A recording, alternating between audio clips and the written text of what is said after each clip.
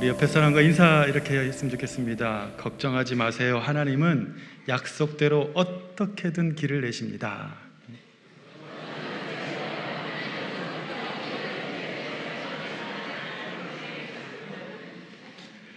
어떻게든, 여기다 좀 강조를 둬서, 하나님은 약속대로 어떻게든 길을 내십니다. 다시 한번 하겠습니다. 시작.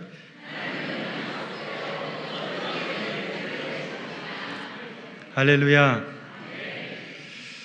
하나님께서 우리의 삶 가운데 우리가 바라는 것들이 있지만 우리 눈에 보이지 않더라도 어떻게든 길을 내시는 줄 믿으시길 바랍니다.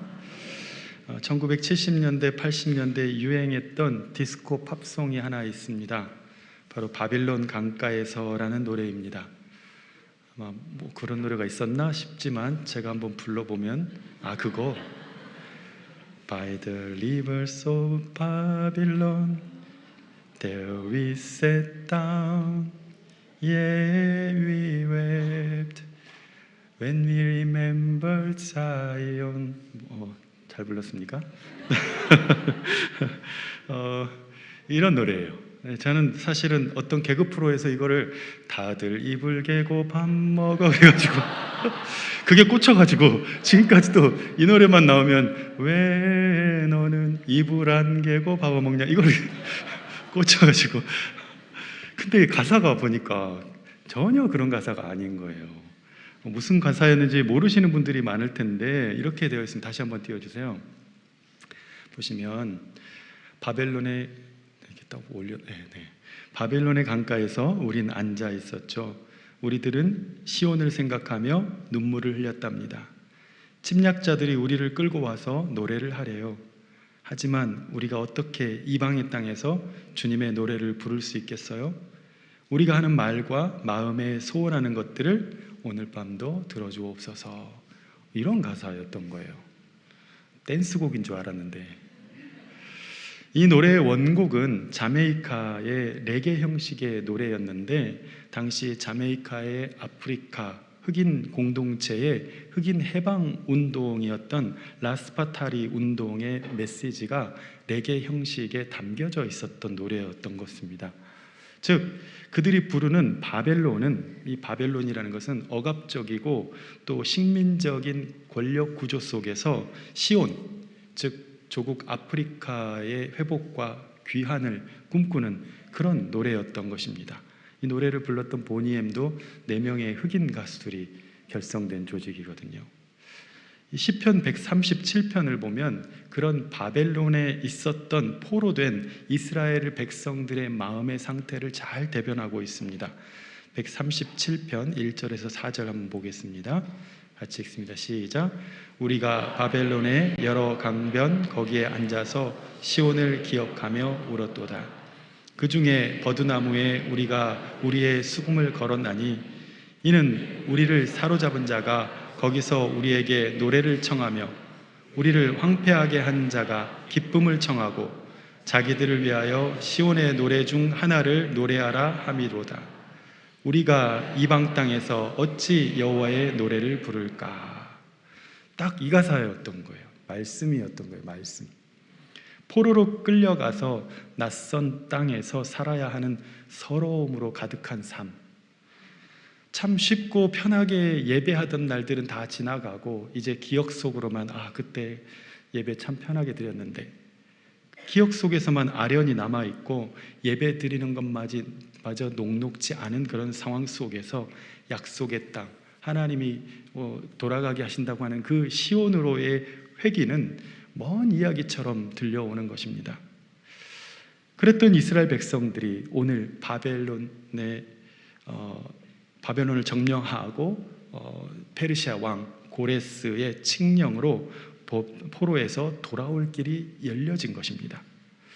기원전 539년에 페르시아 왕 고레스, 즉 역사책에는 키루스 2세로 나타나 있는데 이 고레스는 바벨론을 함락시킵니다. 페르시아는 지금의 이란입니다. 이란 사람들은 자기 자부심이 대단합니다. 우리가 그때 페르시아였을 때 세계를 제패했어, 이런 자부심이 있거든요. 페르시아가 고대 근동의 새로운 패권국이 된 것입니다.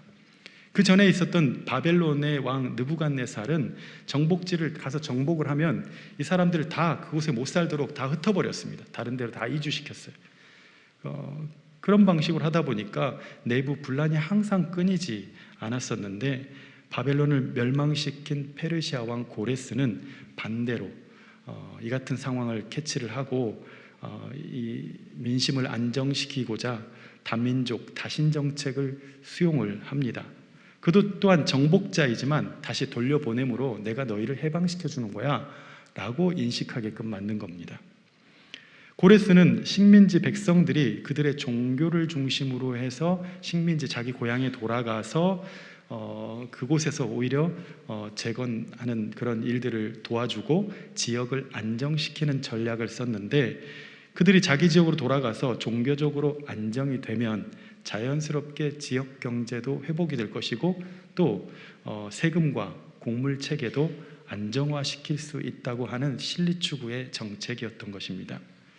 그런데도 성경은, 오늘 하나님의 말씀은 이런 마음을 품고 정치를 하도록 하는 것도, 그 고레스가 이렇게 해가지고 이렇게 해야겠다라고 하는 그런 마음을 품은 것조차도 어쩌면 그가 자신에게 유리하다고 생각해서 그렇게 했다고 할지라도 그 모든 것은 하나님의 섭리 안에 있다라는 것을 보여주고 있습니다.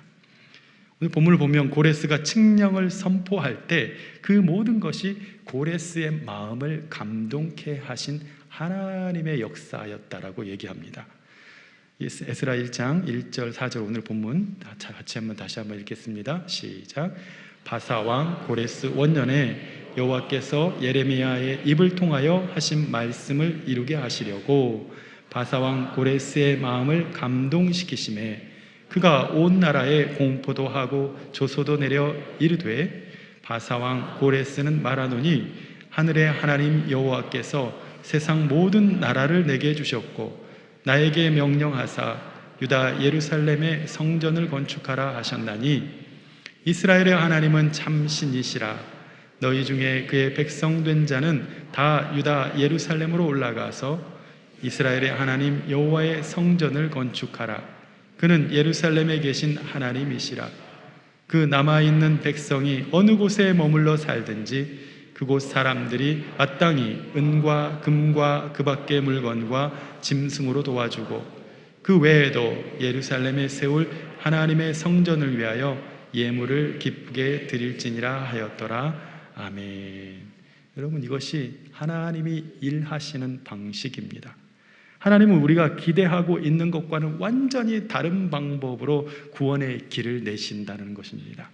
신학적으로 창조적 구원, 창의적 구원, 크리에이티브 딜리버런스라고 하는데, 하나님이 우리를 구원하실 때 우리가 상상할 수도 없는 방법으로 구원을 베푸신다는 거예요.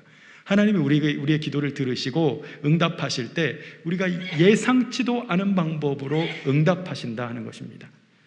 오늘 하나님이 이스라엘 백성들을 구원하시는 방법 또한 상상하지도 못했던 거예요. 하나님은 나를 통해서 뭘 할 줄 알았어요. 그런데 내 삶의 형편은 전혀 나아지지 않았는데 하나님이 때가 돼서 생각지도 않은 그 통치자의 입을 통하여서 이 일을 이루고 계시다는 사실입니다. 여러분, 하나님은 어떻게 우리 삶의 구원의 길을 내시는가? 오늘 말씀을 통해서 보면 첫 번째로 하나님은 구원의 길을 내기 전에 우리 삶의 말씀의 길을 내십니다. 우리 1절 말씀 다시 한번 봅니다. 1절 시작. 바사왕 고레스 원년에 여호와께서 예레미야의 입을 통하여 하신 말씀을 이루게 하시려고.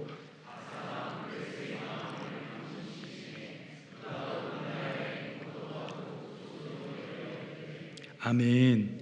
이미 이스라엘이 다시 돌아오게 하신다는 것은 예레미야 선지자의 말씀으로 이미 주신 거예요.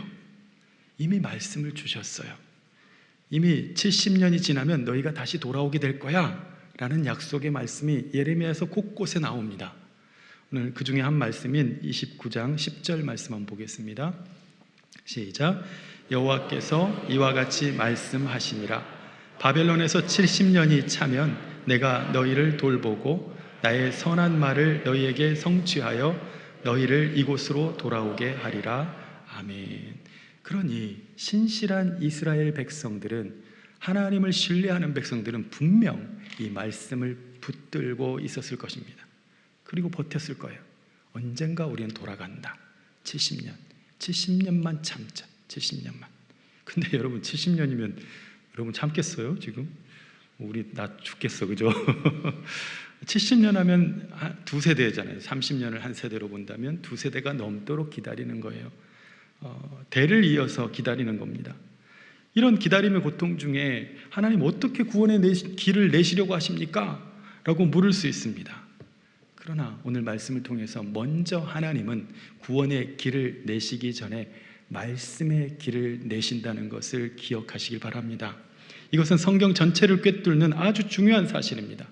왜냐하면 성경은 처음부터 태초에 말씀이 있었다고 말씀합니다. 창세기 1장 3절 보겠습니다. 시작. 하나님이 이르시되 빛이 있으라 하시니 빛이 있었고. 먼저 빛이 생겨난 다음에 그 다음에 빛이 있었네 라고 한 것이 아니라 아무것도 없는 상태에서 말씀이 있었습니다. 빛이 있으라 하는 말씀이 있었고 그 말씀이 길이 돼서 빛이 나타났습니다. 모세가 부름을 받았을 때 어떻게 내가 이 백성들을 인도할지 아무런 감을 잡을 수가 없었어요. 하나님이 나를 부르셨다는데 뭘 내가 어떻게 할 수 있을까 할 때에 먼저 그 마음에 말씀을 주셨습니다. 내가 반드시 너와 함께 하리라. 반드시 너와 함께 하리라. 모세의 길은 바로 하나님이 반드시 나와 함께 하시는 그 약속의 말씀의 길 위에서 온갖 기적을 경험하는 하나님의 기적의 길이었습니다. 즉 말씀이 먼저 있었고 그 말씀이 우리 마음에, 그 말씀이 내 삶에 길을 만드신 후에 내가 바라고 있었던 것, 그것이 그 길 위에 나타나더라는 것이에요.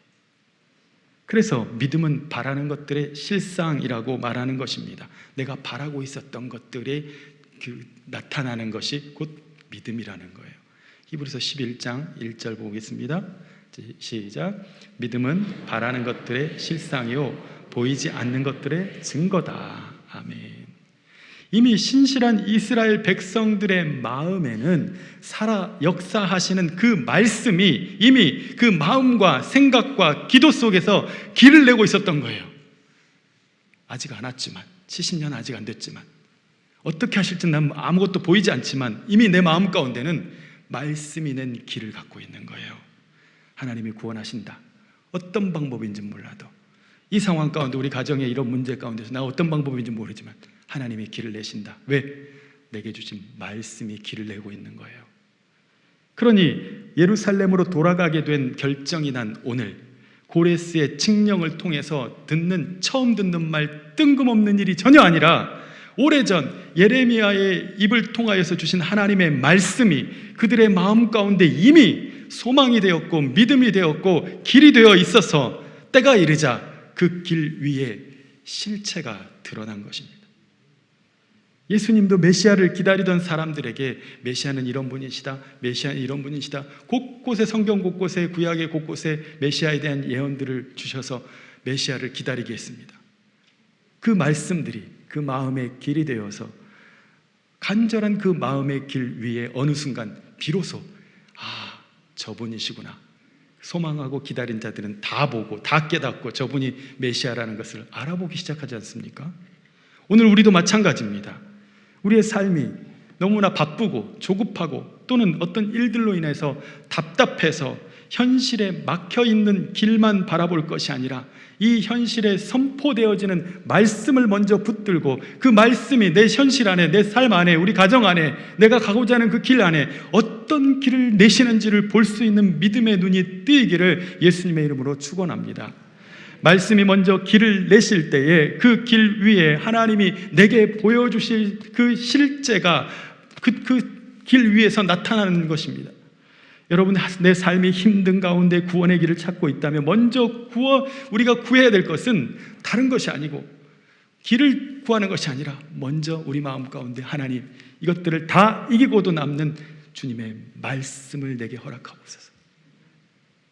지금 내가 혼돈 가운데 어떤 방향으로든 주님의 구원의 길을 기다리고 있다면 우리가 먼저 구할 것은 하나님, 이 혼돈 가운데서 나를 이끌어 줄 수 있는 하나님의 말씀을 주옵소서. 하나님의 말씀이 내 마음과 나의 기도와 나의 믿음의 길을 내시도록 오늘 우리 마음 한복판에 말씀으로 살아 계셔서 역사하시는 그 말씀으로 그 어떤 것보다도 예리하여 내 마음과 생각을 드러내시는 그 말씀으로 넓고 시원한 그 시온의 대로, 나를 구원하시는 그 구원의 대로가 열릴 수 있는 이 말씀의 시간이 되기를 예수님의 이름으로 축원합니다. 여러분, 그 한 말씀을 붙드십시오. 나를 구원하실 그 한 말씀, 그 말씀을 붙들어야 그 말씀이 이 답답한 내 현실 가운데 길을 내시기 시작하는 것입니다. 말씀이 길을 여실 때에 내 인생의 길이 열리기 시작합니다. 말씀이 빛이 되실 때에 그 빛이 앞서감으로 내 앞에 아무것도 보이지 않았던 깜깜한 어둠과 그런 두려움들이 다 사라지는 것입니다. 그 말씀이 내 삶의 홍해를 갈라버리실 때에 우리는 바다가 아닌 길이 되어버린 그 길을 찬송으로 걸어갈 수 있는 것입니다. 오늘 저와 여러분에게 하나님의 말씀이 큰 길 하나를 내어서 내 눈에는 이제 안 보이는 것도 아무 걱정이 없고 내 눈에 보이고 있는 것도 전혀 두렵지 않은 소망 가운데 하나님이 내신 구원의 길을 가는 저와 여러분 될 수 있기를 예수님의 이름으로 축원합니다. 두 번째로 하나님은 또 어떻게 구원의 길을 내시는가? 오늘 보니까 사람의 마음을 감동시키셔서 길을 내시더라고요. 1절 말씀 다시 한번 읽습니다. 시작. 바사왕 고레스 원년에 여호와께서 예레미야의 입을 통하여 하신 말씀을 이루게 하시려고 바사왕 고레스의 마음을 감동시키심에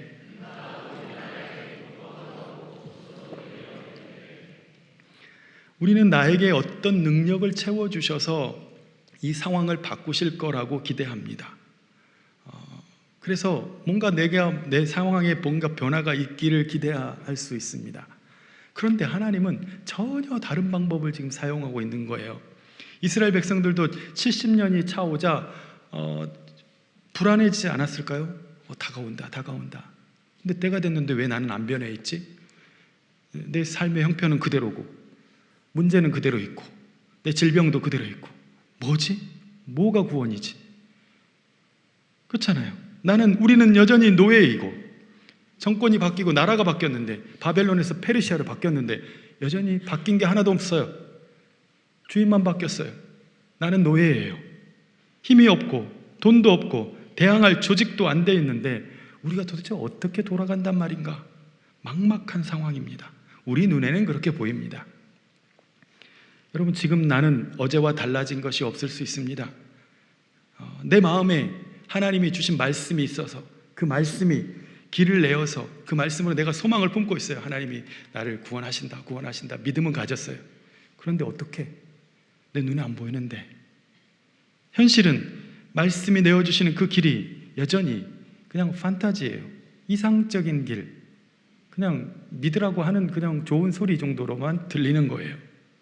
그런데 하나님의 방법은 나를 통해서 할 줄 알았는데 내가 아닌 다른 사람을 감동시키셔서 일을 이루시더라는 거예요. 여러분, 우리도 살면서 생각지도 않은 사람으로부터 문제가 해결되는 걸 경험해요. 생각지도 않은 사람으로부터 해답을 찾는 경우가 있습니다. 즉, 생각지도 않게 하나님의 감동을 받은 사람들이 내게 찾아와 나에게 도움을 주고 하나님의 감동을 받은 사람이 내가 말하지도 않았던 것을 누구에게도 얘기하지 않았는데 채워지는 경우를 보게 되는 것입니다. 그럴 때마다 소름이 돋는 거예요. 어떻게 하나님은 아시고 이렇게 채우셨을까? 나는 나한테 막 부어주실 줄 알았는데. 여러분, 하나님의 감동을 따라 움직이는 이들이 지금도 하나님의 구원의 도구가 되어서 쓰임받고 있는 줄 믿으시기 바랍니다. 성경에서의 감동은 우리 일상생활에서 감동받았어 이런 뜻이 아닙니다. 성령의 감동은 성령께서 그 마음을 우리에게 일깨우는 방식이고 우리에게 어떤 일을 기쁘게 하시는 방식이에요. 즉, 하나님은 사람의 마음을 감동시키셔서 구원의 길을 내시고 방법을 내시는 하나님이시더라는 거예요. 하나님의 말씀이 하나의 생명을 담은 씨앗이라면 성령의 감동은 이 씨앗이 드디어 발아하도록 만들어주는 생기와 같습니다. 하나님의 감동은 사람의 마음을 움직이십니다. 그렇게 할 수 없는 사람의 마음을 녹이시고 부드럽게 하셔서 그 일을 하게 하시는 하나님이십니다. 그렇게 변화하게 하시는 것이 바로 하나님의 감동케 하심, 감동, 감화입니다. 나는 원래 그런 사람이 아니었어요. 나는 원래 그러려고 한 것이 아닌데 하나님이 감동을 주시니까 생각지도 않았던 일을 하게 하시고 생각지도 않았던 일을 내가 감당을 하고 있는 거예요. 이게 뭘까? 여러분, 우리를 움직이는 것은 성령의 감동인 줄로 믿습니다. 성령의 감동, 감화가 일어나니까 뭐든 할 수 있겠는 거예요. 뭐든 할 수 있겠는 거예요. 뭐든 감당할 수 있겠는 거예요. 여러분, 하나님의 감동이 우리에게 찾아와서 말씀의 길을 낸 사람들에게 하나님의 감동이 임하니까 그 길을 기쁨으로 감사함으로 막 하기 시작하는 겁니다. 여러분, 감동은 하나님의 구원이 우리의 내면에 울림을 만들어내는 것입니다. 이 감동이 포로된 공동체에 울림을 주었고 이 감동이 통치자인 고레스의 마음에 울림이 되었던 거예요. 그리고 그 하나님은 의 울림들로 통하여서 하나님이 약속하신 언약을 이루어 내셨습니다. 하나님은 하나님의 일을 이루시기 전에 사람의 마음을 감동시킵니다. 그 감동은 말씀을 현실로 옮기게 하는 성령의 바람입니다. 구원의 길은 언제나 감동의 길을 따라 열리는 것입니다. 여러분, 오늘 우리의 삶에 구원을 바라고 말씀을 붙들고 기도하고 있다면 이제 주여 내게 성령의 감동을 주옵소서 기도하시기 바랍니다. 감동이 임할 때 우리는 주체할 수 없는 그 말씀의 힘을 얻어서 그 말씀이 나에게 이제는 드디어 에너지가 돼서 쫙 나아갈 수 있는 힘이 되는 거예요. 말씀만 받았을 때는 그렇게 어떻게 조바심이 났어요. 그러나 그 말씀에 성령의 감동이 더해지니까 힘차게 나아갈 명분이 힘이 생기는 겁니다. 오늘 그 힘으로 우리 교회가 힘을 얻고 또한 여러분의 가정에 또한 여러분의 삶에 하나님의 성령의 감동이 임하여 일하게 하시는 놀라운 역사가 있기를 예수님의 이름으로 축원합니다. 마지막으로 하나님은 어떻게 구원을 내시는가? 구원의 길을 내시는가? 나와 같이 감동된 사람들을 일으키셔서 함께 가게 하시더라는 거예요. 우리 5절 같이 한번 읽겠습니다. 5절 시작.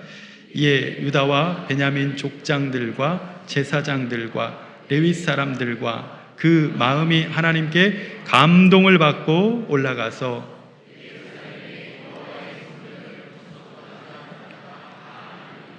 아멘. 지금 고레스뿐만 아니라 온 유다 백성들이 감동을 받았어요. 고레스 칙령이 반포가 됐을 때 사람들이 뭐야 뜬금없이 이게 아니고 그 마음에 말씀이 길을 내고 소망을 가졌던 사람들이 드디어 하나님이 일하셨구나. 다 은혜 받았어요. 다 감동했어요. 다 감동했어요. 다 깨달았어요. 하나님이 하셨다는 것을. 아, 하나님이 이렇게 하셨구나. 다 감동이 됐어요. 감동이 돼. 하나님의 성령의 감동하심이 그 마음 가운데 움직이기 시작한 거예요. 이게 하나님이 하신 일이라는 걸 다 깨달은 거예요. 여러분, 감동은 하나님이 하신 일을 깨닫게 하시는 거예요. 하나님께서 이 모든 것들을 행하셨다고 하는 것을 깨닫고 기뻐하고 감격하는 마음입니다. 여러분, 우리 교회가 이러한 감동, 성령의 감동으로 움직여가는 교회가 되기를 간절히 축원합니다. 온 백성이 이것이 고레스가 뜬금없이 내놓은 정책이 아니라 하나님이 이미 약속하신 대로 우리가 생각지도 못한 방법으로 길을 내셨구나. 다 감동을 받아버렸어요. 이 성령의 감동 가운데 온 공동체가 한 마음으로 깨달은 것입니다. 영적으로 둔감한 사람들은 깨닫지 못했을 것입니다. 이것을 단순히 정치적 사건으로 보거나 어떤 다른 의도를 가진 것으로 의심했을 수도 있습니다. 그러나 하나님의 약속의 말씀으로 그 마음에 이미 길이 난 사람들, 그 위에 성령의 감동을 받은 이들은 다 깨달았고 다 믿게 되었고 하나님을 찬송할 수밖에 없는 순간에 이르는 겁니다. 감동이 전염되기 시작해요. 너도 나도 얼른 가자. 예루살렘 얼른 가자. 얼른 돌아가서 성전부터 세우자. 모두가 성령 안에서 한 마음이 된 것입니다. 우리 교회가 하나님의 말씀이 선포되고 온 교회 교인들이 한 성령 안에서 감동을 받아 함께 움직여가는 귀한 성령의 공동체가 되기를 예수님의 이름으로 축원합니다. 시편 126편 1절에서 6절을 보면 그들의 마음이 얼마나 행복했는지를 알 수가 있어요. 우리 같이 한번 보겠습니다. 시편 126편 1절부터 시작. 여호와께서 시온의 포로를 돌려보내실 때에 우리는 꿈꾸는 것 같았도다. 그때 우리의 입에는 웃음이 가득하고 우리 혀에는 찬양이 찼었도다. 그때 문나라 가운데서 말하기를 여호와께서 그들을 위하여 큰 일을 행하셨다 하였도다. 여호와께서 우리를 위하여 큰 일을 행하셨으니 우리는 기쁘도다. 여호와여 우리의 포로를 남방 시내들같이 돌려보내소서. 눈물을 흘리며 씨를 뿌리는 자는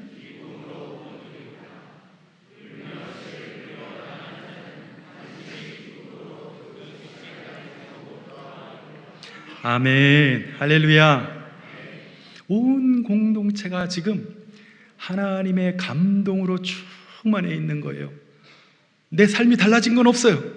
근데 저것이 지금 하나님의 하신 일이라는 것을 다 깨달았어요. 마음에 감동이 있는 거예요. 감동이 다 같이. 그래서 뭐라고 합니까? 꿈꾸는 것 같았도다 라고 고백합니다. 그리고 그들의 입에는 찬송밖에 나올 것이 없어요. 눈물을 흘리면서 그동안 하나님 언제요? 어떻게 해요? 하고 기도해 왔었는데, 눈물을 흘리면서 그동안 소망의 씨앗만 뿌리고 살았는데 결국 기쁨으로 단을 거두게 하시는 하나님, 그 하나님이 야곱아 우리 하나님이시잖아. 우리 하나님이시잖아. 우리 모든 우리 강석교회 공동체가 거봐 하나님 이렇게 하시잖아. 이걸 다 깨닫고 감동되는 공동체가 되기를 간절히 축원합니다.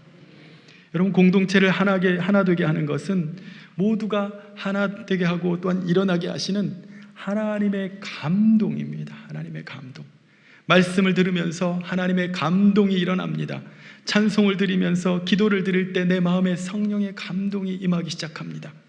연약한 지체를 바라볼 때 내 마음에 감동이 있습니다. 그래서 조용히 그 사람을 돕습니다. 무너진 곳을 바라볼 때 내 마음이 감동이 있습니다. 아, 저거 내가 해야 되겠구나. 섬겨야 할 곳이 있다고 할 때 내 마음에 감동이 있습니다. 네가 하면 안 되겠니? 그래서 그 말씀을 외면하지 못하고 주님의 말씀의 길 위에 길이 내 마음에 놓이도록 나는 순종을 드립니다. 여러분, 감동이 있는 곳에 하나님의 창조적인 구원, 역동적인 구원이 있습니다. 공동체는 성령의 감동을 따라 순종하는 자들로 인하여서 풍성한 구원을 누립니다. 그 감동이 일하게 하시는 사람들이 이곳에 가득해서 그 빈 곳들마다 보게 하시는 것들을 그대로 순종하며 가니까 얼마나 역동적인 공동체가 되어갑니까? 바로 그곳이 우리는 하나님의 나라라고 부릅니다. 우리 교회표 하나님의 나라를 이루어가는 공동체, 사람의 강요나 설득으로 되어지지 않고 사람의 판단이나 이익을 쫓아서 가지 않고 성령의 감동이 주시는 결단과 순종이 가득할 때 우리 각자에게 주시는 그 감동이 서로를 풍성하게 하고 공동체를 하나님이 역사하시는 곳, 하나님의 은혜가 풍성하게 임하게 하시는 곳이 되게 하는 겁니다. 사랑하는 성도 여러분, 하나님은 오늘 우리의 삶을, 우리를 구원하시기 위해서 우리의 생각과는 아주 다르고 기묘하고 놀랍고 생각지도 않은 방법으로 역사하실 수 있습니다. 그러니 너무 힘들어서, 지금 너무 고단해서 하나님 이렇게 좀 구원해 주세요 라고 우리가 방법을 제시하면서까지 하나님께 말한다 할지라도 한 가지 우리 마음 가운데 있어야 할 것은, 나를 사랑하시고 내 형편을 너무나 나보다 더 잘 아시는 내 아버지 하나님은 더 좋은 방법, 내게 가장 귀한 방법을 갖고 계시다는 것을 믿는 믿음을 놓지 말으시기를 간절히 축원합니다. 하나님은 우리에게 구원의 길을 내실 때 먼저 말씀을 주십니다. 그 말씀이 내 마음 가운데 던져지고 말씀을 붙들기 시작할 때 내 삶에 말씀의 길이 나기 시작합니다. 내 마음의 소망으로, 기대감으로, 믿음으로 길을 내게 하십니다. 그러니 여러분, 힘들수록 더욱더 말씀을 붙드는 신앙 되기를 간절히 축원합니다. 말씀이 내 마음에 길을 내도록, 말씀이 내 마음의 길을 평탄하게 하고, 말씀이 내 마음의 돌들을 다 치워내고, 말씀이 내 마음을 주님께로 향하는 시온의 대로가 되도록 넓혀주실 때까지 말씀을 붙들고 말씀을 기억하고 말씀을 계속 생명 있게 선포하면서 말씀의 길을 걷는 저와 여러분 되기를 간절히 축원합니다. 그럴 때 하나님은 사람을 감동시키셔서 길을 열어주시고 또 감동된 사람들을 통해서 같이 그 구원의 길을 가도록 하시는 것입니다. 그래서 하나님이 그토록 나를 이렇게 애타게 하셨구나. 하나님이 그래서 이렇게 하셨구나. 그렇게 되고 나면 깨닫게 되는 것이 있는 것입니다. 그래서 하나님께서 나에게 이렇게 힘들게 하셨었구나. 그렇게 기도하게 하신 거구나. 참게 하신 거구나. 여러분, 그 기다림의 끝에 하나님이 우리에게 꿈꾸는 것 같다 또다 하는 약속의 말씀을 주시기를 간절히 축원합니다. 오늘 에스라서를 통하여서 보여주신 이스라엘 백성들의 오랜 기다림 끝에 예루살렘으로 돌아가게 되는 그 하나님의 응답이 저와 여러분의 삶에도 반드시 일어나서 이제 내게 내어주신 그 하나님의 길 위에서 꿈꾸는 것 같다 또다 하는 그 고백과 주님께서 하셨다고 하는 그 찬송이 넘치는 그 구원의 길을 저와 여러분이 함께 갈 수 있기를 예수님의 이름으로 축원합니다. 지금 기도하겠습니다.